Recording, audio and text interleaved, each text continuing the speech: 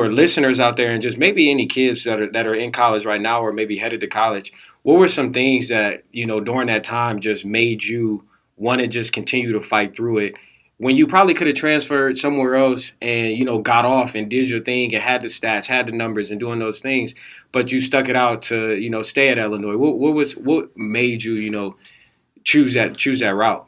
I guess because I always believed in myself.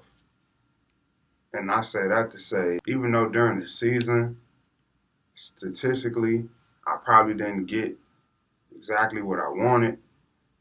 During the off season, man, I was working my ass off. Like working, you know what I'm saying, doing extra work, putting in extra work.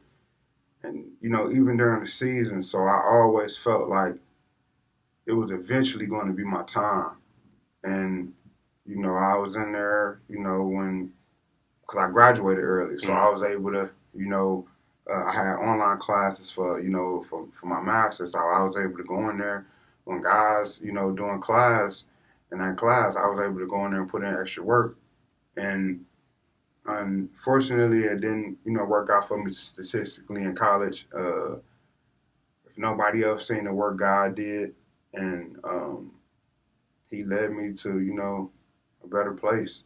And that better place is the NFL, and that's always a kid's dream.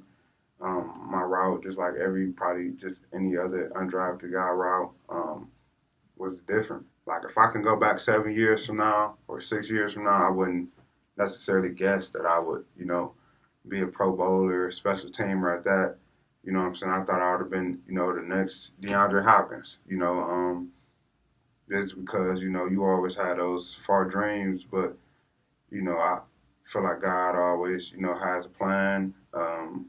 I remember when I did, get picked up by the Houston Texans. And, when I got cut, and Bill O'Brien said in the meeting room, like, you can be like the next Matthew Slater kind of guy. Like, I see that in you.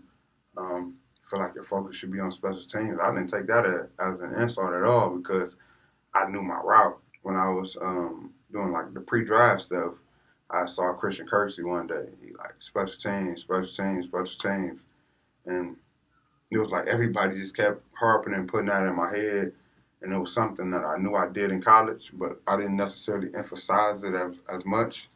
But it all worked out. Hmm. I feel like it's deep. Just listening to it is deep. First of all, where does that come from? That mentality, but also who do you do it for? Now continuously. I definitely do it for this person on my chest each and every day. Um, my everything, my mother. In December it'll be 10 years. Rest in peace, my angel. And I use it as a positive thing now because, it's my motivation.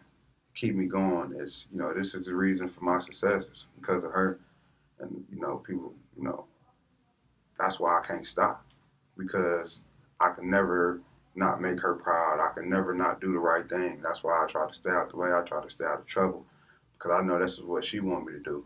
For her, my son, feel like he a gift from her. Really, 4 years old now, so full of energy, and I just want to, before I leave this earth, I want to make sure I put him in the best position possible to take over the generation of Hardees forever. I just feel like it can't be, a waste, especially the people I do it for. Unfortunately, like I said, some can't be here, but that's why they're gonna always live through me. And some of the decisions I make, it's not always for me, but I feel like when I pray about it, I always keep God first. That's why I do what I do.